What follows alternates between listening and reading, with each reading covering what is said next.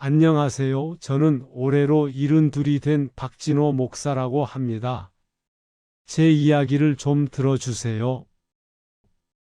지금은 경기도 외곽의 아주 작은 빌라 옥탑방에서 아내와 함께 조용히 여생을 보내고 있습니다. 창밖으로 보이는 빨간 십자가 불빛들을 보며 가끔은 지나온 세월을 돌이켜보곤 하죠. 제 손에는 40년 전 목사 안수를 받을 때 선물 받았던 이제는 가죽이 다 해져서 테이프로 칭칭 감은 낡은 성경책이 들려 있습니다. 이 성경책의 두께만큼이나 제 인생의 굴곡도 참으로 깊고 두터웠네요. 저는 서울 강남 한복판에서 교인 수 2,000명이 넘는 성광교회의 담임 목사로 30년을 섬겼습니다. 그때는 정말 세상 부러울 것이 없었죠. 주일이면 정가락에 다려진 정장을 입고 강단에 올라 수천 명의 성도 앞에 섰습니다.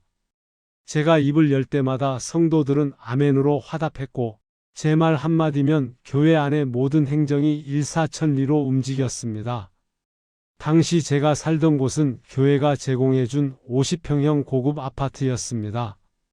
거실 통창으로 한강이 내려다 보였고 서재에는 귀한 신학 서적들이 벽면을 가득 채우고 있었죠. 아내 김정숙 사모는 늘 기품 있는 옷차림으로 성도들의 존경을 한 몸에 받으며 남부럽지 않은 목회자의 아내로 살았습니다. 하지만 은퇴라는 시간은 누구에게나 공평하게 찾아오더군요. 70세 정년 퇴임을 앞두고 저는 깊은 고민에 빠졌습니다.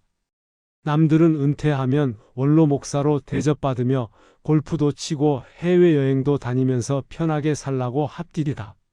하지만 제 마음속에는 늘 해소되지 않는 갈증이 있었습니다. 박 목사, 너는 평생 따뜻한 강단 위에서 말로만 복음을 전하지 않았느냐?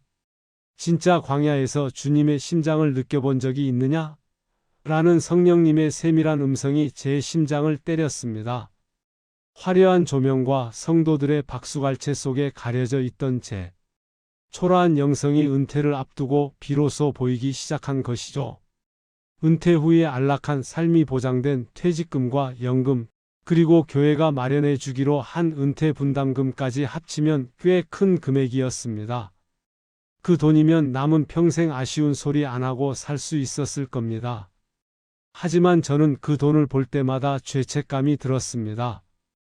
이것이 내 인생의 전리품인가, 아니면 주님 앞에 드릴 마지막 제물인가? 밤마다 무릎을 꿇고 기도하며 저는 결심했습니다.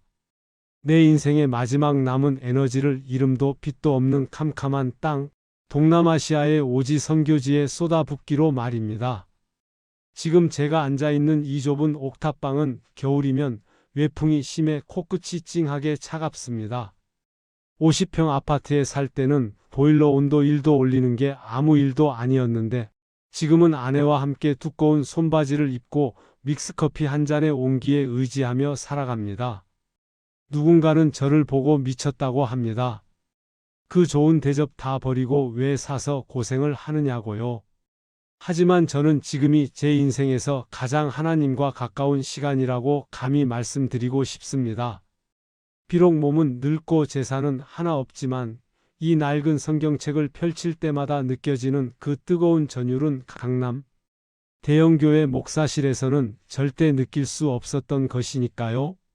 성도 여러분, 제가 오늘 들려드릴 이야기는 한 노병 목사가 어떻게 자신의 모든 것을 잃고 다시 가장 소중한 분을 만났는지에 대한 기록입니다. 제 삶의 가장 화려했던 순간부터 가장 비참했던 밑바닥까지 그 모든 과정 속에 숨겨져 있던 하나님의 오묘한 섭리를 함께 나누고자 합니다. 이 이야기가 지금 고난의 터널을 지나고 계신 여러분께, 그리고 인생의 후반전을 준비하시는 동료 성도님들께 작은 위로와 경종이 되기를 소망합니다. 사실 은퇴 직전까지만 해도 저는 제 믿음이 대단한 줄 알았습니다. 매주 선포하는 설교가 곧 내 삶인 줄 착각하며 살았죠. 내 보물을 하늘에 쌓아두라고 수만 번을 외쳤으면서도 정작 제 통장에 쌓여가는 숫자들을 보며 안도감을 느꼈던 위선자였습니다. 그런 저를 하나님께서는 광야로 불러내셨습니다. 아주 혹독하고 차갑고 처절한 그곳으로 말이죠. 이제 그 광야의 시작이었던 그날의 결단부터 이야기를 풀어가 보겠습니다. 제 인생에 화려했던 겉껍데기가 하나둘 벗겨지기 시작한 것은 어느 선교 세미나에서 만난 젊은 선교사 이진우의 간증을 들으면서부터였습니다. 그 젊은이는 캄보디아의 쓰레기 마을에서 아이들을 돌보며 복음을 전하고 있다고 했습니다. 진흙범벅이 된 그의 신발과 해맑게 웃는 아이들의 사진을 보는 순간 저는 뒤통수를 강하게 얻어맞은 기분이었습니다. 나는 여기서 무엇을 하고 있는가? 금태 안경을 쓰고 고상하게 앉아 사랑을 논하는 동안 누군가는 저 뙤약볕 아래서 진짜 예수를 살고 있었던 겁니다. 그날 밤 저는 집에 돌아와 밤새도록 울었습니다. 그리고 아내 정숙의 손을 잡고 말했습니다. 여보, 우리 남은 인생 저곳에 심읍시다. 그것이 비극이자 영광의 시작이 될 줄은 그때는 꿈에도 몰랐습니다. 성광교회 담임 목사로서의 마지막 1년은 제게 있어 마치 잘 짜인 연극의 피날레 같았습니다. 성도들은 저를 볼 때마다 목사님, 그동안 고생 많으셨습니다. 은퇴 후에 실버타운 어디로 가실지 정하셨나요? 라며 인사를 건넸죠. 교회 당회에서도 이미 제 은퇴 예우에 대해 논의를 마친 상태였습니다. 퇴직금과 그동안 모아둔 연금, 그리고 교회에서 특별 위로금으로 책정된 금액을 모두 합치니 대략 5억 원이라는 돈이 제 앞에 놓였습니다. 그 돈이면 경기도 인근의 쾌적한 전원주택을 사고도 남을 돈이었고 아내 정숙과 함께 남은 여생을 취미 생활이나 하며 여유롭게 보낼 수 있는 든든한 보험과도 같았죠. 하지만 제 마음 한구석에는 설명할 수 없는 공허함이 자리 잡고 있었습니다. 그러던 어느 날 교단 선교대회에서 이진우 선교사의 간증을 듣게 되었습니다. 그는 캄보디아의 프놈펜 외곽 쓰레기 하차장 옆에 천막을 치고 아이들을 가르치는 30 중반의 젊은이였습니다. 그가 보여준 영상 속 아이들은 파리가 들끓는 오물 속에서 맨발로 뛰어놀며 하루 한 끼의 죽을 얻어먹기 위해 길게 줄을 서 있었습니다. 이진우 선교사는 메마른 목소리로 말했습니다. 이 아이들에게 필요한 건 화려한 성전이 아닙니다. 비바람을 피할 지붕 하나, 그리고 주님의 사랑을 가르칠 작은 교실 하나뿐입니다. 하지만 저에게는 이제 남은 예산이 없습니다. 그 순간 제 심장이 미친 듯이 뛰기 시작했습니다. 마치 40년 전 처음 소명을 받았을 때 느꼈던 그 뜨거운 불길이 다시 살아나는 것 같았지요. 저는 그날 밤 목양실에 홀로 앉아 무릎을 꿇었습니다. 책상 위에는 당회에서 올린 원로 목사 은퇴 예우 및 주택 구입의 건 서류가 놓여 있었고 제 손에는 이진우 선교사가 나눠준 꼬질꼬질한 캄보디아 사역 팸플릿이 들려 있었습니다. 주님, 제가 이 돈으로 안락한 노후를 사는 것이 당신의 뜻입니까? 아니면 저 흙먼지 날리는 광야로 나가는 것이 당신의 길입니까? 기도를 시작한 지 불과 몇 분도 지나지 않아 제 안에서 강한 확신이 들었습니다. 아브라함에게 고향과 친척, 아버지의 집을 떠나라고 말씀하셨던 그 음성이 제 영혼을 울렸습니다. 진호야, 너의 마지막 재물을 내게 다오. 내가 내게 지시할 땅으로 가라. 결심을 굳힌 저는 그 길로 아내 정숙을 불렀습니다. 아내는 평소 제 결정을 늘 지지해 주던 사람이었지만 이번만큼은 얼굴색이 창백해지더군요. 저는 아내의 손을 꼭 잡고 말했습니다.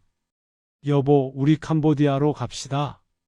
이 5억 원 선교센터 건립 자금으로 모두 바치고 우리 직접 가서 아이들을 돌봅시다. 그것이 내가 하나님 앞에 드릴 마지막 진심인 것 같아요. 아내는 한참 동안 아무 말이 없었습니다.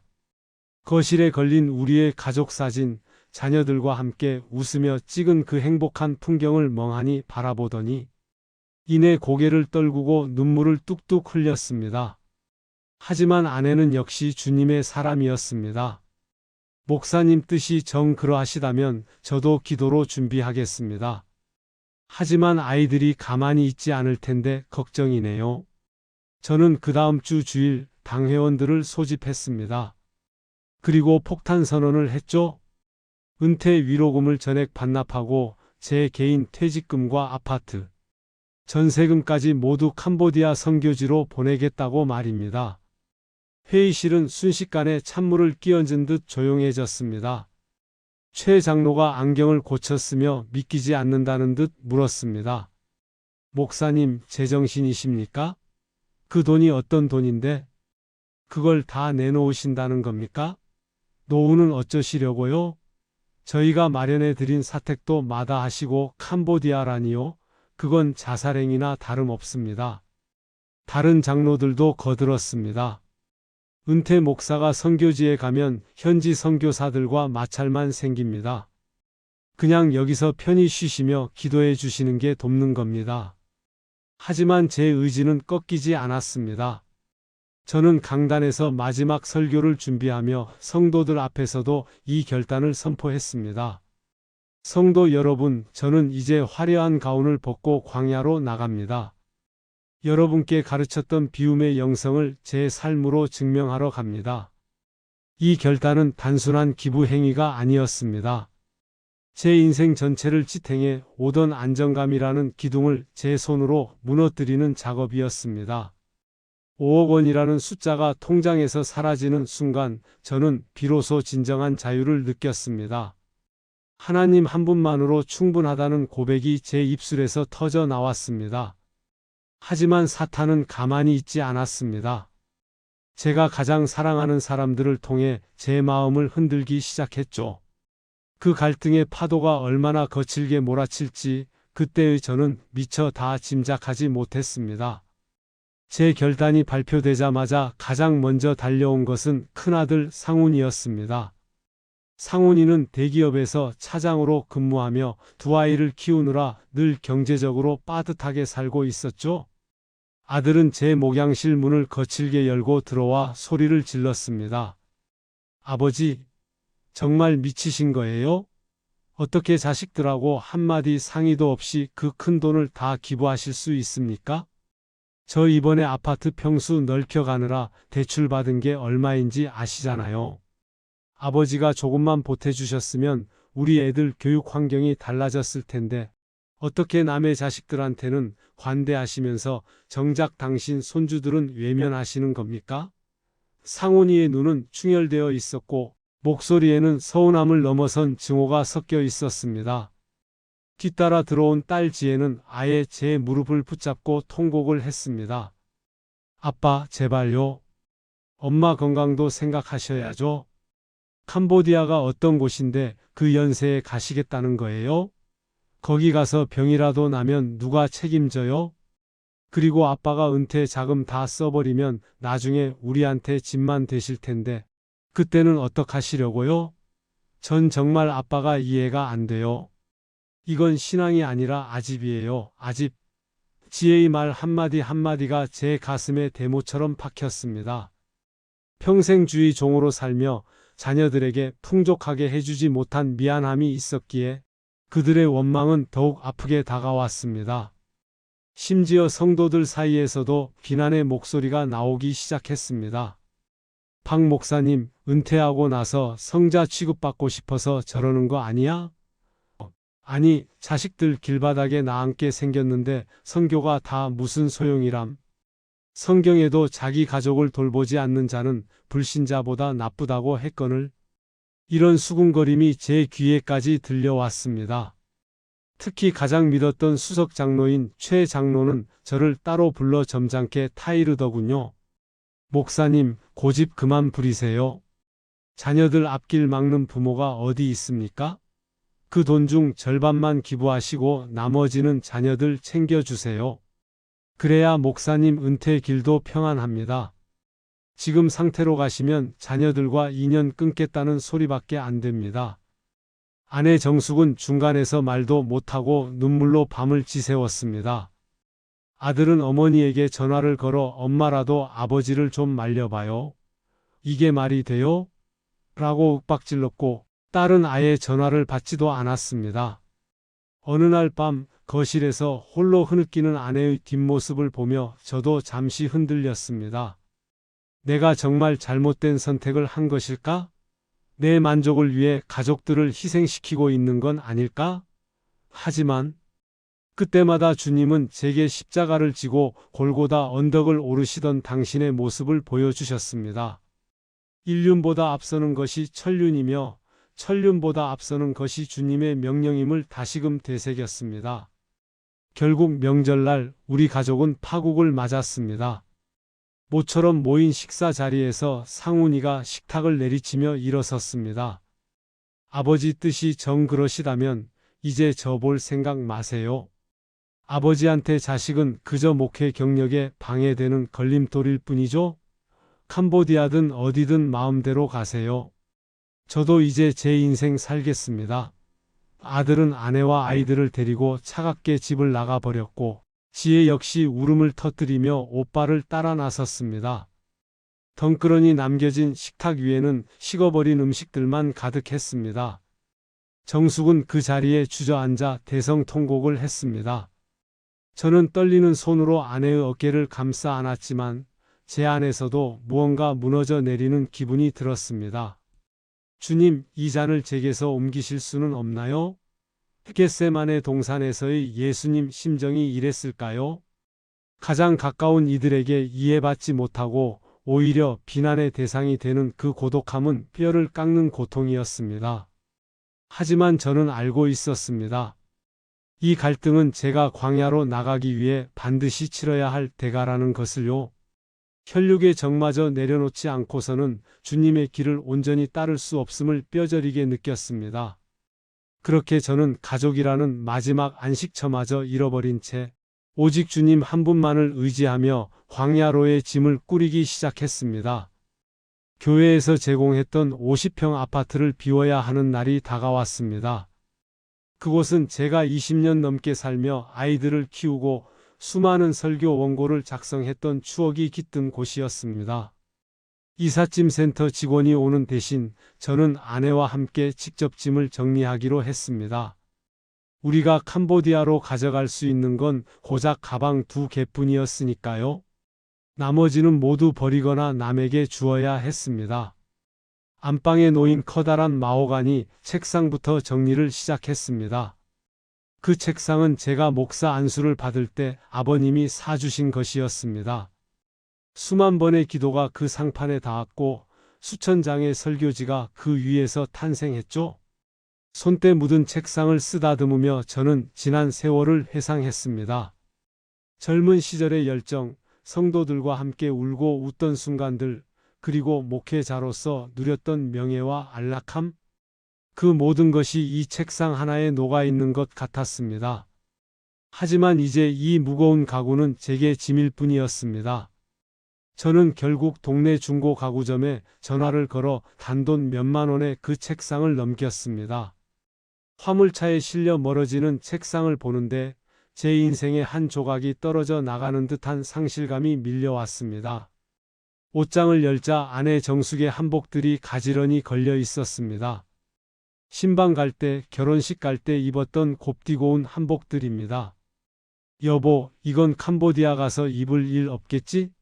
아내가 씁쓸하게 웃으며 물었습니다.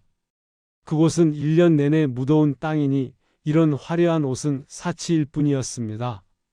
아내는 아끼던 한복들을 하나하나 개어 동네 이웃들에게 나누어 주었습니다. 평생 목사 사모로 품위를 지키기 위해 정성을 다했던 아내가 이제는 낡은 면, 티셔츠 몇 장과 바지 2벌만을 가방에 담는 모습을 보며 저는 가슴이 아려왔습니다. 정수가 미안해.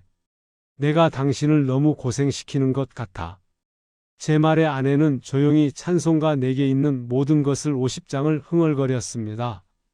내게 있는 모든 것을 주를 위해 바치네. 사랑하고 의지하며 주만 따라 살리라.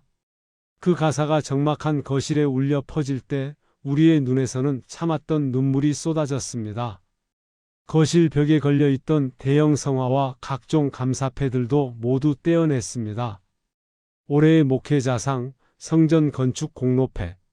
한때는 제 자랑이었던 그 화려한 문구들이 지금 보니 얼마나 부질없어 보이는지요. 주님 앞에서는 아무짝에도 쓸모없는 노덩어리에 불과했습니다. 쓰레기 봉투에 담겨 버려지는 감사패들을 보며 저는 제가 가졌던 권위와 체면도 함께 버렸습니다. 집안 곳곳에 남아있는 아이들의 흔적, 손주들의 낙서가 그려진 벽지. 그 모든 추억을 뒤로하고 텅 빈 집안을 둘러보니 마음이 시렸습니다.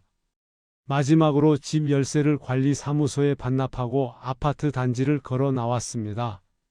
경비원 아저씨가 목사님, 정말 떠나시는 겁니까? 어찌 그런 결정을 하셨어요? 라며 안타까워 하더군요. 저는 그저 허어 웃으며 손을 흔들어 주었습니다. 50평 아파트에서 누리던 안락함은 사라졌지만 제 어깨는 그 어느 때보다 가벼웠습니다. 가진 것이 많을 때는 그것을 지키느라 마음 졸였는데 막상 다 버리고 나니 공기마저 다르게 느껴졌습니다. 하지만 그 가벼움 뒤에는 두려움도 숨어 있었습니다. 이제 갈 곳은 덥고 습한 캄보디아에 오지 않은 이 하나. 없는 그곳에서 우리 노부부가 정말 잘 해낼 수 있을까? 비행기표 한 장과 가방 2개, 그리고 하나님에 대한 막연한 신뢰 하나만을 붙잡고 공항으로 향하는 길. 저는 차창 밖으로 보이는 서울의 화려한 불빛들을 보며 조용히 읊조렸습니다. 주님, 이제 저는 아무것도 없습니다. 오직 주님만이 나의 소유이십니다. 저를 받으소서. 그렇게 저희 부부는 안락한 둥지를 떠나 하나님의 불기둥과 구름기둥이 인도하는 광야를 향해 첫 발을 내디뎠습니다. 캄보디아 프놈펜 공항에 첫 발을 내디뎠을 때 가장 먼저 저를 맞이한 것은 숨이 턱 막히는 열기와 진득한 습기였습니다. 빵빵하게 나오던 서울의 목양실과는 전혀 다른 세상이었죠. 하지만 낡은 가방 2개를 든 제 마음은 이상하리만치 평온했습니다. 공항 마중을 나온 이진우 선교사는 구릿빛으로 탄 얼굴에 환한 미소를 지으며 저희 부부를 반겼습니다. 목사님, 사모님, 정말 오실 줄 몰랐습니다. 이 험한 곳까지 와주셔서 정말 감사합니다. 그 젊은 선교사의 거친 손을 맞잡는 순간 저는 제가 이곳에 온 것이 하나님의 완벽한 계획임을 확신했습니다. 저희가 정착한 곳은 프놈펜 시내에서 차로 2시간은 더 들어가야 하는 캄퐁 스페우라는 시골 마을이었습니다. 길은 포장되지 않아 차가 달릴 때마다 붉은 흙먼지가 구름처럼 피어올랐고 창밖으로는 비쩍 마른 소들이 풀을 뜯는 풍경이 펼쳐졌습니다. 우리가 머물 숙소는 시멘트 벽에 슬레이트 지붕을 얹은 아주 작은 단층 집이었습니다. 도마뱀이 벽을 타고 기어다니고 밤마다 모기와의 전쟁을 치러야 했지만 아내 정숙은 오히려 여보, 서울 아파트보다 여기가 훨씬 시원하네요. 마음이요. 라며 웃어주었습니다. 그 웃음이 얼마나 고맙고 미안했는지 모릅니다. 본격적으로 선교센터 건립이 시작되었습니다. 제가 가져온 은퇴 자금 5억 원은 이곳 현지 물가로는 정말 어마어마한 금액이었죠. 이진우 선교사는 제게 설계도를 보여주며 청사진을 그렸습니다. 목사님, 여기에 아이들 200명이 공부할 수 있는 교실을 짓고 옆에는 깨끗한 우물을 팔 겁니다. 그리고 가장 높은 곳에는 십자가를 세워 이 마을의 등대가 되게 할 거예요. 그 말을 듣는 것만으로도 가슴이 벅차올랐습니다. 매일 아침 저는 작업복을 입고 공사 현장으로 나갔습니다. 이른이 넘은 노구가 뙤약볕 아래서 벽돌을 나르고 시멘트를 비비는 일이 쉽지는 않았지만 이상하게 힘든 줄을 몰랐습니다. 오히려 한국에서 수천 명 앞에 설교할 때보다 더 강한 생동감을 느꼈죠. 어느 날은 마을 아이들이 공사 현장으로 몰려왔습니다. 아이들은 신기한 듯 저희 부부를 쳐다보았고 저는 미리 준비해 간 사탕을 나누어 주었습니다. 캄보디아 말로 사랑합니다라는 뜻인 크뇽 스롤란 네악이라고 서툴게 인사하자 아이들은 까르르 웃으며 제 손을 잡았습니다. 그 맑은 눈망울 속에서 저는 예수님의 얼굴을 보았습니다. 그래, 진호야. 내가 평생 찾아 헤매던 예수가 바로 여기 이 아이들의 눈 속에 있었구나. 저는 그날 밤 일기장에 이렇게 적었습니다. 나의 마지막 헌신이 이 땅의 씨앗이 되어 싹을 틔울 것을 믿습니다. 주님 감사합니다. 주일이면 아직 지붕도 다 올라가지 않은 건물 골조 아래서 예배를 드렸습니다. 이진우 선교사가 기타를 치고 제가 말씀을 전하면 이진우 선교사가 통역을 했죠. 찬송가 가사는 몰라도 아이들의 웅얼거리는 노랫소리가 공사장을 가득 채울 때 저는 성령의 강력한 임재를 경험했습니다.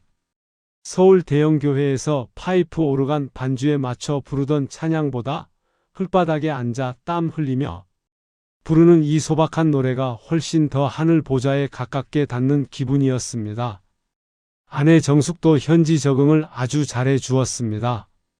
한국에서 가져온 몇 안 되는 짐 속에서 고추장과 된장을 꺼내 현지 채소로 음식을 만들고 마을 여인들에게 뜨개질을 가르치며 복음을 전했습니다. 우리는 매일 밤 좁은 침대에 누워 오늘 만난 아이들 이야기를 하며 잠이 들었습니다. 여보, 오늘 소반이라는 아이가 제 손에 작은 꽃 한 송이를 쥐어주더라고요. 그 꽃 향기가 서울의 어떤 향수보다 진했어요. 아내의 그 한마디에 모든 피로가 녹아내렸습니다. 정말이지 그 시절은 제 인생의 두 번째 신혼이자 영적 황금기였습니다. 모든 것이 순조로웠고 모든 것이 하나님의 은혜인 줄만 알았습니다. 광야 뒤에 숨겨진 차가운 칼날이 저를 향해 다가오고 있다는 사실을 그 뜨거운 태양 아래서는 미처 보지 못했던 것이죠. 행복했던 꿈에서 깨어나는 데는 그리 오랜 시간이 걸리지 않았습니다. 선교센터 공사가 중반을 넘어설 무렵부터 제 안에는 아주 작고 미세한 의문들이 고개를 들기 시작했습니다. 처음에는 그저 제가 너무 예민한 탓이라 생각하며 애써 무시하려 했죠. 하지만 진실이라는 녀석은 가리려 할수록 더 선명하게 삐져나오기 마련이더군요. 가장 먼저 저를 당혹스럽게 했던 것은 이진우 선교사의 태도 변화였습니다. 처음 공사를 시작할 때는 매일같이 현장에 나와 인부들과 함께 땀 흘리던 그가 어느 날부터인가 자꾸 자리를 비우기 시작했습니다. 물어보면 프놈펜 시내에 행정 업무를 보러 가야 합니다. 현지 공무원들과 미팅이 있습니다. 라며 둘러대곤 했지만 그의 옷차림이나 씀씀이가 조금씩 달라지고 있다는 게 느껴졌습니다. 가끔 시내에 나갔다 돌아오는 그의 차 뒷좌석에는 선교센터와는 상관없는 값비싼 물건들이 실려 있었고 그가 차는 시계 또한 예전의 낡은 플라스틱 시계가 아니었습니다. 어느 날은 자재 대금을 결제해야 한다며 이진우 선교사가 저를 찾아왔습니다. 목사님, 시멘트 값이랑 철근 값이 갑자기 올라서 2천만 원 정도가 더 필요할 것 같습니다. 저는 아무 의심 없이 한국에 있는 통장에서 돈을 인출해 주었습니다. 그런데 며칠 뒤 현장 인부 반장인 차이가 제게 다가와 서툰 영어와 몸짓으로 무언가 말을 건넸습니다. 미스터 팍, 재료 안 와요? 시멘트 없어요? 인부들 월급도 밀렸어요. 제 귀를 의심했습니다. 분명히 며칠 전에 결제 대금을 주었는데 재료가 오지 않고 월급이 밀렸다니요. 저는 이진우 선교사에게 전화를 걸었지만 그는 지금 중요한 회의 중입니다. 이따 다시 전화하겠습니다라는 문자만 남긴 채 연락이 되지 않았습니다. 마음속에 서늘한 바람이 불기 시작했습니다. 설마 그럴 리가 없지? 목사 안수까지 받은 주의 종이 어떻게 나를? 아니, 하나님을 속일 수 있겠어? 저는 제 생각을 스스로 꾸짖었습니다. 이진우 선교사는 젊은 나이에 이험지로 와서 고생하는 귀한 동역자라고 내가 너무 세상적인 잣대로 그를 판단하고 있는 거라고 스스로를 다독였습니다. 하지만 의심의 씨앗은 한번 심어지면 무서운 속도로 뿌리를 내립니다. 아내 정숙도 무언가 눈치챈 듯 했습니다. 여보, 요즘 이 선교사 사모님 차림새가 심상치 않아요. 현지 사람들 사이에서 소문이 안 좋더라고요. 선교사님이 프놈펜 시내에 큰 아파트를 새로 구했다는 얘기도 들리고요. 아내의 말에 제 가슴이 덜컥 내려앉았습니다. 우리는 지금 이 좁고 더운 단층 집에서 선풍기 하나로 버티고 있는데 선교비를 관리하는 그가 시내에 아파트를 구했다니요. 저는 아니라고 잘못 들은 걸 거라고 아내를 나무랐지만 손끝이 파르르 떨리는 건 어쩔 수 없었습니다. 가장 결정적인 의심의 순간은 센터 부지의 등기부 등본을 확인하고 싶다고 말했을 때였습니다. 이 선교사, 이제 건물도 거의 다 올라갔는데 센터 명의가 어떻게 되어 있는지 확인해 보고 싶네. 우리 재단 이름으로 등록은 잘 되었나? 제 질문에 이진우 선교사의 얼굴이 순간적으로 굳어졌습니다. 평소에 그 자상한 미소는 간데없고 날카롭고 서늘한 눈빛이 스쳐 지나갔죠? 목사님, 여기 캄보디아 법이 얼마나 복잡한지 아십니까? 외국인 이름으로는 등록이 안 돼서 제 현지 지인 이름으로 임시 등록해 놨습니다. 걱정 마세요. 제가 다 알아서 합니다. 목사님은 그냥 기도만 해주시면 돼요. 그의 말투는 정중했지만 그 안에는 거부할 수 없는 벽이 느껴졌습니다. 기도만 해달라는 그 말이 그날따라 왜 그리도 비수처럼 꽂히던지요. 제가 평생 성도들에게 했던 말이기도 했습니다. 목사님이 알아서 할 테니 성도님들은 기도만 하세요. 그 말이 권위라는 가면 뒤에 숨어 얼마나 많은 불투명함을 정당화해 왔는지 저는 이곳 광야에 와서야 비로소 깨닫기 시작했습니다. 그날 밤 저는 공사 중인 센터 건물 옥상에 올라갔습니다. 달빛 아래 세워진 건물 뼈대가 마치 거대한 짐승의 갈비뼈처럼 보였습니다. 주님, 제가 지금 무엇을 보고 있는 것입니까? 이 건물이 주님의 성전입니까? 아니면 누군가의 욕망을 채우는 바벨탑입니까? 밤하늘을 올려다 보았지만 캄보디아의 밤하늘은 서울보다 별이 훨씬 많음에도 불구하고 제 앞길은 칠흑처럼 어두웠습니다. 신뢰가 무너지는 소리가 들려왔습니다. 아주 미세하지만 뚜렷하게 제 영혼의 기둥에 금이 가고 있었습니다. 그리고 그 균열은 머지않아 제 인생을 송두리째 뒤흔들 거대한 재앙으로 다가올 준비를 하고 있었습니다. 우려했던 일은 결국 가장 잔인한 방식으로 현실이 되었습니다. 어느 날 아침 공사 현장에 나갔을 때 그곳에는 인부들 대신 낯선 건장한 사내들이 입구를 막아서고 있었죠. 그들의 손에는 제가 한 번도 본 적 없는 캄보디아어 서류가 들려 있었습니다. 당황한 제가 이진우 선교사를 찾았지만 그는 며칠째 연락 두절 상태였습니다. 저는 떨리는 손으로 현지 통역사를 불러 그 서류의 내용을 확인했습니다. 통역사의 입에서 나온 말은 제 심장을 얼어붙게 만들었습니다. 목사님, 이 땅은 선교 재단 소유가 아닙니다. 이진우 선교사의 현지 천안 명의로 되어 있고 이미 현지 은행에 담보로 잡혀 대출까지 실행된 상태예요. 오늘부터 이 부지는 압류되어 출입이 통제됩니다. 눈앞이 캄캄해졌습니다. 제가 바친 5억 원 아파트 전세금과 평생의 퇴직금이 녹아든 저 시멘트 벽들이 사실은 남의 땅 위에 세워진 신기루였다니요. 저는 믿을 수 없어 프놈펜 시내에 있다는 이진우 선교사의 거처를 수소문해 찾아갔습니다. 그곳은 시내 중심가에 새로 지어진 최고급 아파트였습니다. 경비원의 제지를 뚫고 그가 사는 층으로 올라갔을 때 마침 지하 주차장에서 번쩍이는 외제차를 타고 내리는 이진우 선교사를 발견했습니다. 흙먼지 묻은 작업복을 입은 저와 명품 셔츠를 입고 기름기가 흐르는 그의 모습이 너무나 대조적이어서 저는 순간 넋을 잃고 말았습니다. 이 선교사, 이게 어떻게 된 일인가? 센터 부지가 왜 자네 천안 명의로 되어 있어? 내 돈은 다 어디로 간 거야? 제가 소리를 지르며 그의 앞을 가로막자 이진우 선교사는 예의 그 선한 미소 대신 서늘하고 비릿한 비웃음을 흘렸습니다. 목사님, 나이 드셨으면 곱게 은퇴나 하시지 왜 여기까지 오셔서 사서 고생을 하십니까?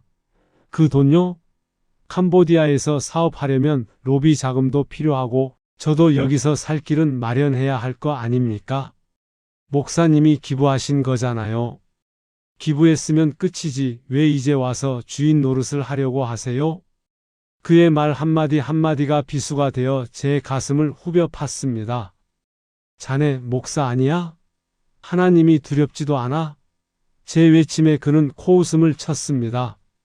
하나님이요? 하나님이 계시면 저 같은 놈이 이렇게 잘 먹고 잘 살게 내버려 두시겠습니까? 목사님처럼 고리타분하게 살아서는 여기 이 척박한 땅에서 아무것도 못합니다. 이제 그만 한국으로 돌아가세요. 여기 더 있어봐야 목사님만 비참해집니다. 그는 저를 밀치고 차갑게 돌아섰습니다. 뒤따라온 그의 아내, 아니 공범인 사모조차 저를 벌레 보듯 쳐다보며 지나갔죠. 저는 그 자리에 주저앉아 버렸습니다. 성경 시편 41편 9절의 말씀이 머릿속을 스쳐 지나갔습니다. 내가 신뢰하여 내 떡을 나눠 먹던 나의 가까운 친구도 나를 대적하여 그의 발꿈치를 들었나이다. 평생 강단에서 이 구절을 설교했지만 그 발꿈치에 짓밟힌 기분이 이런 것일 줄은 상상조차 못했습니다. 제가 믿었던 것은 이진우라는 사람이었을까요? 아니면 그가 보여준 화려한 사역의 겉모습이었을까요? 제 믿음의 밑바닥이 드러나는 순간이었습니다. 숙소로 돌아오는 길, 비가 쏟아지기 시작했습니다. 캄보디아의 우기는 마치 하늘에 구멍이 난 듯 무섭게 퍼부었습니다. 텅 빈 숙소에는 아내 정숙이 촛불 하나를 켜놓고 저를 기다리고 있었습니다. 이미 소식을 들었는지 아내의 눈은 퉁퉁 부어 있었죠. 우리는 서로를 붙잡고 한마디 말도 하지 못한 채 빗소리보다 더 크게 울었습니다.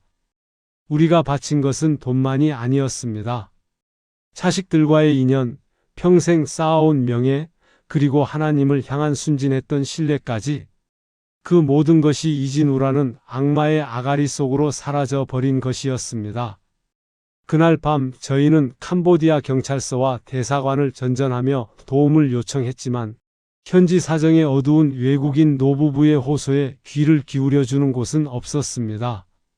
서류상으로 모든 것은 합법적이었고 저희가 준 돈은 자발적 기부금으로 처리되어 있었습니다. 치밀하게 짜인 각본에 걸려든 것이죠. 센터 건물 입구에는 커다란 자물쇠가 채워졌고 저희는 그동안 머물던 작은 집에서도 쫓겨날 처지가 되었습니다. 가진 것이라고는 가방 2개와 손때 묻은 성경책뿐인 노병은 그렇게 광야 한복판에서 벌거숭이가 된 채 내던져졌습니다. 모든 것을 잃고 푸놈펜 변두리의 낡은 여인숙방 한 칸으로 옮긴 첫날 밤, 저는 제 인생에서 가장 깊고 어두운 수렁으로 빠져들었습니다.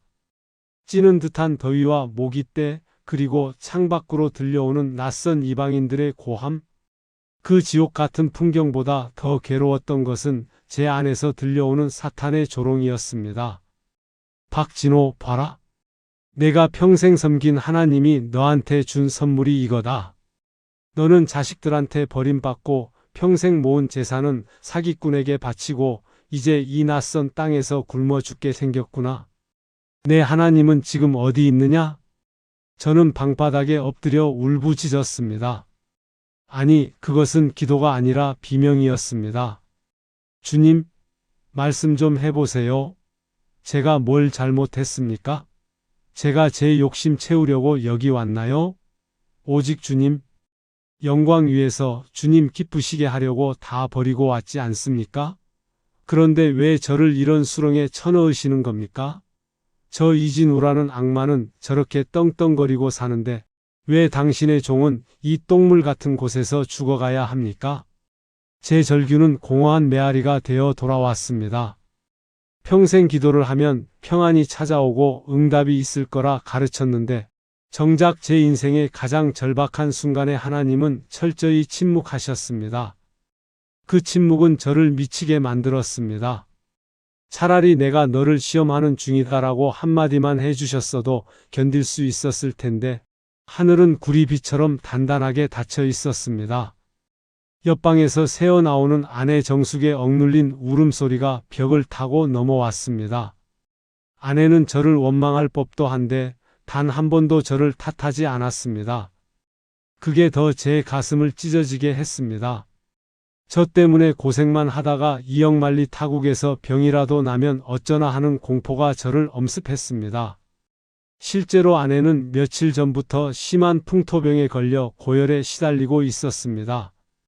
약을 살 돈조차 아까워 물수건으로 버티는 아내의 마른 손을 잡고 저는 제 믿음을 저주했습니다.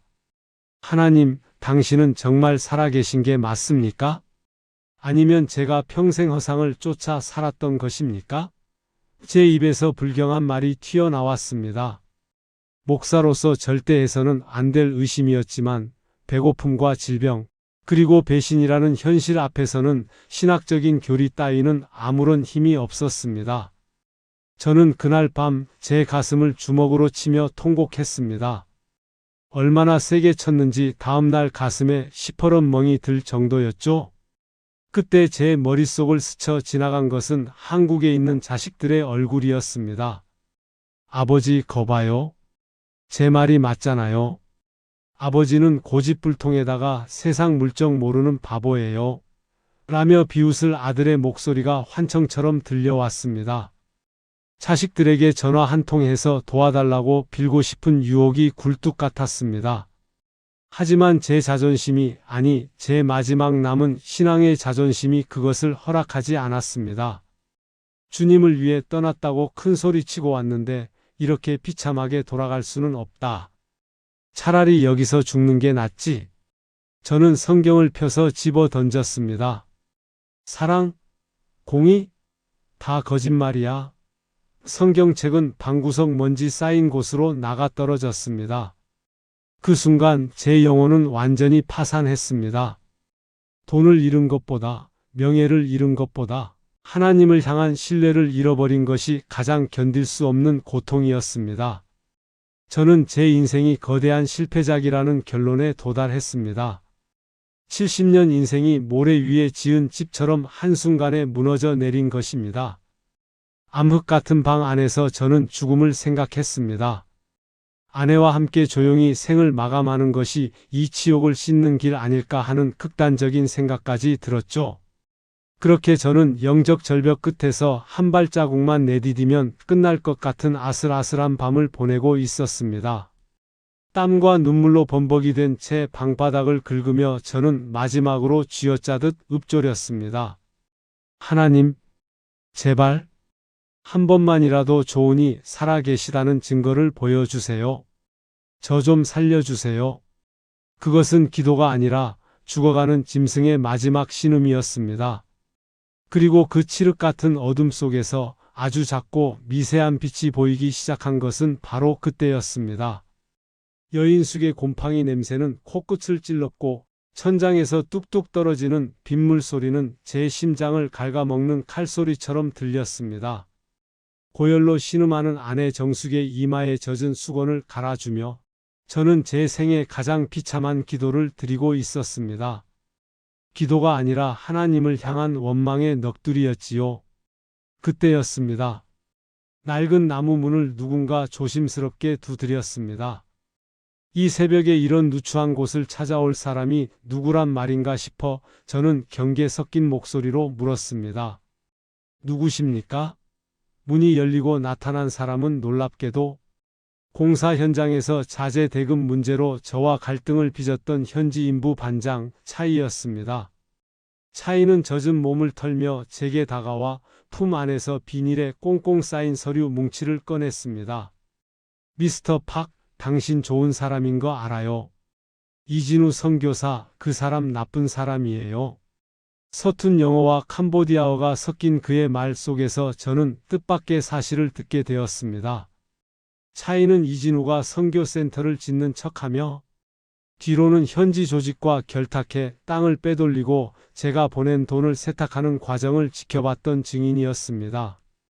그는 이진우에게 임금을 제대로 받지 못한 인부들을 대표해 그의 뒤를 쫓으며 증거를 수집해 왔던 것이었죠.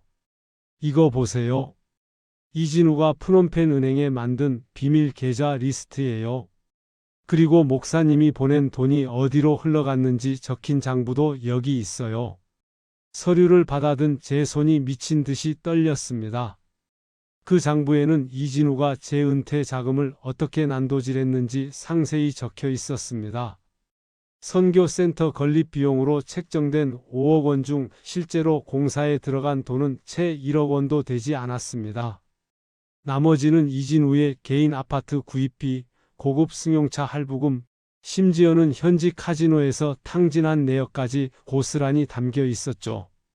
이진우라는 가면 뒤에 숨은 괴물의 실체가 적나라하게 드러나는 순간이었습니다. 저는 장부를 가슴에 품고 한참을 울었습니다. 돈이 아까워서가 아니었습니다. 주님의 거룩한 이름을 팔아 자신의 욕망을 채운 그 불쌍한 영혼에 대한 분노와 그런 사람을 형제라 믿었던 제 자신의 어리석음 때문이었습니다. 그때 차이가 제게 한 명의 한국인을 소개해 주겠다고 했습니다. 프놈펜에서 오랫동안 사업을 하며 현지 사정에 밝은 김성태 장로님이라는 분이었습니다. 다음 날 새벽 저는 차이의 안내를 받아 김성태 장로님을 만났습니다. 김성태 장로님은 이미 이진우의 행각을 어느 정도 알고 계셨더군요. 목사님, 캄보디아 교계에서도 이진우 선교사는 이미 요주의 인물이었습니다. 하지만 워낙 치밀해서 아무도 증거를 잡지 못했죠?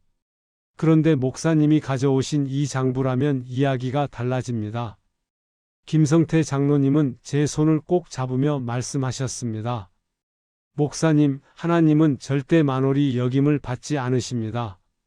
이제 진실을 밝힐 때가 되었습니다. 제가 돕겠습니다. 그날부터 저는 김성태 장로님과 함께 이진우의 비리를 입증할 수 있는 법적 근거들을 찾아 나섰습니다. 현지 변호사를 만나고 이진우가 뇌물을 뿌린 현지 공무원들의 명단을 확보했습니다. 몸은 천근만근 무거웠지만 제 영혼은 이상하게도 맑아지는 기분이었습니다. 시편 37편 6절 말씀처럼 내 의를 빛같이 나타내시며 내 공의를 정오의 빛같이 하시리로다라는 약속이 제 가슴 속에서 불꽃처럼 타올랐습니다. 아내 정숙도 제가 가져온 진실의 조각들을 보며 기운을 차리기 시작했습니다. 여보, 하나님이 우리를 버리신 게 아니었네요. 차이를 보내주신 걸 보면 알잖아요. 아내의 말에 저는 고개를 끄덕였습니다. 우리는 이진우가 선교센터 부지를 담보로 또 다른 대출을 실행하려 한다는 첩보를 입수했습니다. 그것은 그가 센터 건물을 완전히 포기하고 도망치려 한다는 신호였습니다. 시간이 없었습니다. 저는 김성태 장로님과 차이 그리고 진실을 알게 된 현지 성도 몇 명과 함께 이진우의 사무실로 향했습니다. 제 손에는 그의 모든 비리가 담긴 장부와 현지 법원에 가처분 신청서가 들려 있었습니다. 광야에서 굶주리고 매 맞던 노병이 이제 주님의 공이라는 검을 들고 전장으로 나가는 기분이었습니다. 심장이 터질 듯이 뛰었지만 두렵지는 않았습니다. 이미 저는 밑바닥에서 죽었다 살아난 사람이었으니까요. 프놈펜에 찌는 듯한 더위 속에서도 제 등 뒤로는 서늘한 성령의 바람이 부는 것 같았습니다. 가는 길에 저는 찬송가 348장 마귀들과 싸울지라를 속으로 되뇌었습니다. 마귀들과 싸울지라 죄악 벗은 형제여 담대하게 싸울지라 적이 천성 가려고. 이 싸움은 단순히 돈을 되찾기 위한 싸움이 아니었습니다. 더럽혀진 하나님의 영광을 회복하고 거짓 목자의 탈을 쓴 이리로부터 양들을 지키기 위한 영적 전쟁이었습니다. 사무실 빌딩 앞에 도착했을 때 저는 하늘을 잠시 올려다 보았습니다. 캄보디아의 붉은 태양이 오늘따라 유난히 이글거리고 있었습니다. 이제 곧 그 가면이 벗겨질 시간입니다. 이진우의 사무실 문을 박차고 들어갔을 때 그는 비서와 함께 출국 가방을 챙기고 있었습니다. 제 등장에 쏘스라치게 놀란 이진우의 얼굴은 순식간에 흑빛으로 변했죠. 하지만 이내 그는 특유의 뻔뻔한 표정을 지으며 비아냥거렸습니다. 목사님, 여긴 어쩐 일이세요? 아직도 미련을 못 버리셨나 보네. 제가 한국 돌아가시라고 비행기 표값이라도 좀 드릴까요? 그의 말투에서는 더 이상 예전의 예의 바른 청년, 선교사의 모습은 찾아볼 수 없었습니다. 오직 탐욕에 찌든 사기꾼의 악취만이 진동할 뿐이었죠. 저는 말없이 차이가 건네준 장부와 서류 뭉치를 그의 책상 위에 던졌습니다. 이진우가 서류의 첫 장을 넘기는 순간 그의 손등에 핏줄이 돋으며 화르르 떨리기 시작했습니다. 이게 이게 어떻게 목사님 손에? 그는 당황하며 장부를 덮으려 했지만 제가 그의 손을 강하게 낚아챘습니다. 일은 넘은 노인에게서 어디서 그런 힘이 나왔는지 저도 놀랄 정도였습니다. 이진우 선교사, 아니 이진우 씨. 자네가 주님의 이름으로 훔친 건 내 퇴직금 5억만이 아니야. 자네는 이곳 아이들의 미래를 훔쳤고 주님을 향한 성도들의 순수한 믿음을 난도질했어. 하나님이 무섭지도 않은가? 제 외침에 이진우는 갑자기 미친 듯이 웃기 시작했습니다. 하나님? 목사님, 아직도 그런 소리를 하세요? 제가 이 돈으로 여기서 얼마나 큰 사역을 하려 했는지 아세요? 이 캄보디아라는 땅에서 돈 없이 할 수 있는 게 뭐가 있다고 그러십니까? 목사님처럼 고고한 척하며 설교만 해서는 아무것도 못 바꿔요. 이건 필요하기라고요. 그는 오히려 제게 삿대질하며 고함을 쳤습니다. 자신의 죄를 정당화하기 위해 하나님의 이름까지 팔아치우는 그의 모습은 가련하다 못해 흉측하기까지 했습니다. 필요하기라고? 자네가 카지노에서 탕진한 수만 달러가 필요하긴가? 자네가 시내에 산 최고급 아파트가 사역을 위한 것인가? 제가 장부의 구체적인 페이지를 펼쳐 보이며 조목조목 따지자 이진우는 더 이상 할 말을 잃고 가쁜 숨만 몰아쉬었습니다. 그때 함께 간 김성태 장로님이 나섰습니다. 이 선교사, 이미 현지 경찰에 고소장이 접수되었고 출국 금지 조치도 내려졌네. 자네가 믿고 있는 그 현지 공무원들도 이미 등을 돌렸어. 이제 그만 자수하고 회개하게. 이진우는 그제야 상황이 심상치 않게 돌아감을 직감한 듯 제 앞에 무릎을 꿇고 발을 붙잡았습니다. 목사님, 잘못했습니다. 제가 잠시 마귀에 씌었나 봐요. 돈 돌려드릴게요. 어떻게든 마련해 올 테니 제발 경찰에는 알리지 말아주세요. 목사님, 저 아직 젊잖아요. 한 번만 살려주세요. 방금 전까지 오만방자하던 모습은 온데간데 없고 추하게 구걸하는 그의 모습을 보며 저는 깊은 비애감을 느꼈습니다. 아, 주님. 저것이 우리 목회자들의 벌거벗은 민낯입니까? 저것이 은혜라는 이름 뒤에 숨겨온 우리들의 본 모습입니까? 저는 그의 손을 뿌리치고 차갑게 말했습니다. 이진우, 내가 자네를 용서하고 말고 할 문제가 아니야. 자네는 하나님 앞에 죄를 지었어? 이제 사람의 법을 따르고 그 후에 주님의 처분을 기다리게. 그게 자네 영원히 살 수 있는 유일한 길이야.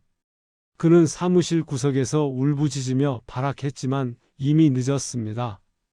곧 현지 경찰들이 들이닥쳐 이진우의 손목에 수갑을 채웠습니다. 그가 끌려나가며 제게 뱉은 마지막 말은 저주에 가까운 욕설이었습니다. 박진호, 당신도 똑같아. 당신도 그 잘난 명예 때문에 여기까지 온 거잖아. 죽어버려, 이 늙은이야. 그의 고함 소리가 복도 끝으로 사라질 때까지 저는 눈을 감고 기도했습니다. 그를 향한 분노는 사라지고 오직 무거운 슬픔만이 제 어깨를 눌렀습니다. 승리의 쾌감 같은 건 없었습니다. 다만 무너진 주님의 이름 앞에 무릎 꿇은 한 죄인의 통곡만이 제 안에서 소용돌이치고 있었지요. 사무실을 나오니 석양이 지고 있었습니다. 캄보디아의 하늘은 피처럼 붉게 물들어 있었죠. 저는 그 하늘을 보며 생각했습니다. 주님, 이제 돈도 명예도 다 사라졌습니다. 제 손에 남은 건 이 낡은 성경책과 상처뿐입니다. 그런데 왜 제 마음은 이리도 가벼운지요? 이진우와의 싸움에서 이겼다고 해서 제 5억 원이 돌아오는 것은 아니었습니다. 법적 절차는 길고 험난할 것이고 그 돈은 이미 공중분해되었을 가능성이 컸습니다. 하지만 저는 깨달았습니다. 하나님은 제게 그 돈을 되찾아 주려 하신 게 아니라 제 안에 있던 마지막 자기의를 무너뜨리려 하셨다는 것을요. 저는 비로소 진정한 광야의 입구에 서게 되었습니다. 아무것도 없지만 오직 주님만 계신 그 거룩한 빈 들판 말입니다. 이진우가 경찰에 끌려가고 법적 공방이 시작되었지만 사실상 제 은퇴 자금 5억 원을 되찾을 길은 막막했습니다. 이미 돈은 여러 통로로 세탁되어 사라졌고 압류된 선교센터 부지는 현지 은행의 복잡한 채권 관계에 얽혀 해결되려면 몇 년이 걸릴지 알 수 없는 상황이었죠. 프놈펜의 낡은 여인숙에 머물며 저는 선택해야 했습니다. 한국에 있는 자녀들에게 손을 내밀어 비참하게 돌아갈 것인가, 아니면 이 광야의 끝까지 남을 것인가. 아내 김정숙의 손은 예전보다 훨씬 거칠고 말라 있었지만 그 눈빛만큼은 처음 이곳에 올 때보다 더 맑게 빛나고 있었습니다. 여보, 우리 이제 돈도 없고 명예도 없잖아요. 그런데 왜 이렇게 마음이 편하죠? 진짜 주님 일은 이제부터 시작인 것 같아요. 김정숙의 그 한마디가 저를 다시 일으켜 세웠습니다. 우리는 남은 쌈짓돈을 털어 푸놈펜에서 북쪽으로 3시간 떨어진 우동 지역의 아주 작은 산골 마을로 향했습니다. 그곳은 전기도 제대로 들어오지 않고 비가 오면 길이 끊기는 오지 중의 오지였지요. 하지만 그곳에는 이진 후에 비리를 제보했던 현지인 차이의 고향이 있었고 복음을 한 번도 들어보지 못한 가난한 영혼들이 살고 있었습니다. 차이는 자기 마을에 버려진 창고 같은 대나무 원두막이 하나 있다며 우리를 안내했습니다. 지붕은 군데군데 뚫려 있고 바닥은 흙먼지가 가득했지만 저는 그곳에 도착하는 순간 온몸의 전율을 느꼈습니다. 아, 여기가 하나님이 나를 위해 예비하신 진짜 성전이구나. 우리는 그 대나무 원두막을 청소하고 십자가 하나를 조심스럽게 올렸습니다. 이름도 붙이지 않은 작은 교회. 서울에서 수십억 원을 들여 지었던 성광교회의 대리석. 벽체보다 이 얼기설기 엮은 대나무 벽이 제게는 훨씬 더 거룩하게 다가왔습니다. 매일 아침 저는 김정숙과 함께 마을길을 쓸며 아이들에게 인사를 건넸습니다. 수어스데이 안녕하세요. 처음엔 경계하던 마을 사람들이 하나둘 마음을 열기 시작했죠. 차이의 어머니인 보파 할머니가 가장 먼저 우리 예배에 찾아왔습니다. 평생 우상을 섬기며 살던 그 할머니가 낡은 대나무 바닥에 앉아 제가 전하는 복음을 듣고 눈물을 흘릴 때 저는 2,000명 성도 앞에서 설교할 때도 느껴보지 못한 영적인 카타르시스를 경험했습니다. 마을 아이들은 저희를 따 팍팍 할아버지, 이에이 정숙 할머니라고 부르며 따랐습니다. 저는 아이들에게 한글을 가르치고 김정숙은 아이들의 해진 옷을 꿰매주며 함께 생활했습니다. 50평 아파트에서 누리던 안락함은 사라졌지만 숯불에 구운 옥수수 하나를 나눠 먹으며 느끼는 행복은 그 무엇과도 바꿀 수 없었습니다. 가끔 밤이면 뚫린 지붕 사이로 캄보디아의 별들이 쏟아져 내렸습니다. 그 별들을 보며 저는 찬송가 438장 내 영혼이 은총 이버를 불렀습니다. 초막이나 궁궐이나 내 주 예수 모신 곳이 그 어디나 하늘나라. 그렇습니다. 제게는 이곳이 바로 하늘나라였습니다. 성광교회 담임 목사 시절 저는 늘 성장과 부흥이라는 강박에 시달렸습니다.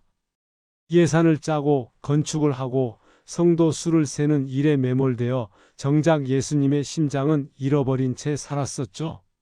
하지만 이 작은 대나무 교회에서 저는 비로소 목자가 되었습니다.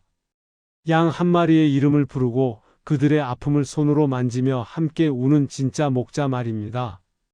이곳의 성도는 고작 10명 남짓이었지만 저는 그 10명의 영혼이 천하보다 귀하다는 성경 말씀이 비로소 제 가슴에 실제가 되는 것을 보았습니다. 5억 원이라는 돈을 잃고 나서야 저는 비로소 진짜 복음을 얻은 셈입니다. 그것은 세상이 줄 수도 없고 빼앗을 수도 없는 주님의 평안이었습니다. 하지만 1년 뒤 제 건강에 적신호가 켜졌습니다. 무리한 노동과 풍토병의 여파로 제 몸은 더 이상 그곳의 열기를 견뎌내지 못하게 되었지요. 결국 저는 김성태 장로님의 도움으로 한국으로 돌아올 수밖에 없었습니다. 지금 제가 살고 있는 이 경기도 외곽의 작은 옥탑방은 그때 그 캄보디아의 대나무 교회와 참 닮아 있습니다. 비록 몸은 한국에 있지만 제 마음은 여전히 그 붉은 흙먼지 날리는 우동 마을에 머물러 있습니다. 사람들은 저를 보고 실패한 은퇴 목사라고 부를지도 모릅니다. 하지만 저는 당당히 말할 수 있습니다. 저는 제 인생에서 가장 찬란한 승리를 거두고 돌아왔노라고 말입니다. 사랑하는 성도 여러분, 그리고 인생의 후반전을 지나고 계신 나의 동료 시니어 여러분, 오늘 제 긴 이야기를 들어주셔서 참으로 감사합니다. 제가 겪은 배신과 가난의 이야기가 여러분께 어떻게 들렸을지 모르겠습니다. 어떤 분들은 거봐, 노후 자금은 꼭 쥐고 있어야지라고 생각하실 수도 있고, 또 어떤 분들은 목사님이 너무 순진하셨네라며 혀를 차실지도 모릅니다. 네, 맞습니다. 저는 세상적인 기준으로 보면 참 어리석은 노인이었고 실패한 아버지였으며 속기 쉬운 바보 같은 목사였습니다. 하지만 여러분, 제가 이 옥탑방에서 낡은 성경책을 펼치며 하루를 시작할 때 느끼는 이 평강을 여러분도 꼭 느껴보셨으면 좋겠습니다. 제가 캄보디아에 쏟아부은 5억 원은 결코 사라진 것이 아닙니다. 이진우가 훔쳐간 것은 종이 조각에 불과한 돈이었지만 제가 주님께 드린 그 마음은 지금 주님의 보좌 앞에 찬란한 보석으로 쌓여 있음을 저는 확신합니다. 마태복음 6장 20절 말씀처럼 저는 드디어 좀과 동록이 해하지 못하며 도둑이 구멍을 뚫지도 못하고 도둑질도 못하는 하늘 곳간에 제 보물을 옮겨 놓은 것입니다. 은퇴 후에 우리에게 남는 것은 무엇일까요? 우리가 입었던 화려한 가운도, 우리가 탔던 좋은 차도, 우리가 평생을 바쳐 모은 통장의 잔고도 아닙니다. 주님 앞에 섰을 때 우리가 가지고 갈 수 있는 것은 오직 주님을 위해 흘린 눈물과 누군가에게 전한 그리스도의 사랑뿐입니다. 저는 비록 자식들과의 관계가 예전 같지 않고 몸은 병들어 보잘것없지만 제 영혼만큼은 그 어느 때보다 부유합니다. 저는 이제 죽음이 두렵지 않습니다. 그곳에 가면 저를 배신했던 이진우가 아니라 저를 위해 십자가에서 모든 것을 내어주신 진짜 주인 예수님께서 진호야, 고생 많았다. 내가 광야에서 나를 찾아왔구나라며 저를 안아주실 것을 알기 때문입니다. 이제 저와 함께 기도하시겠습니까? 사랑하는 주님, 오늘 이 자리에 모인 주의 백성들을 굽어 살펴 주옵소서. 우리 인생의 노을이 짙게 깔릴 때 우리가 세상에 썩어질 보물에 연연하지 않게 하옵소서. 혹시 지금 배신의 아픔 속에 계신 분이 있습니까? 재산을 잃고 길거리에 나앉은 처절한 고통 속에 있는 성도님이 계십니까? 주님, 그들을 위로하여 주옵소서. 광야는 버려진 곳이 아니라 주님의 세밀한 음성을 들을 수 있는 축복의 장소임을 깨닫게 하옵소서. 우리가 평생 쌓아온 공든 탑이 무너질 때 비로소 그 자리에 주님의 나라가 세워짐을 믿습니다. 우리 시니어 성도님들의 남은 생애가 돈의 노예가 되는 삶이 아니라 하늘 보물을 쌓는 영광스러운 삶이 되게 하옵소서. 비록 몸은 약하나 영은 날로 새로워지게 하시고 마지막 순간에 주님, 제가 여기 있습니다. 제 모든 것을 주님께 드리고 왔습니다. 라고 고백할 수 있는 저희 모두가 되게 하옵소서. 이 모든 말씀, 우리를 위해 모든 것을 내어주신 예수 그리스도의 이름으로 간절히 기도 올리오나이다. 아멘. 성도 여러분, 여러분은 혼자가 아닙니다. 여러분이 겪는 그 광야의 한복판에 주님께서 불기둥과 구름기둥으로 함께하고 계십니다. 오늘 밤 주님의 품 안에서 세상이 줄 수 없는 깊은 평안을 누리시길 바랍니다. 끝까지 들어주셔서 감사합니다. 주님의 이름으로 여러분을 사랑하고 축복합니다.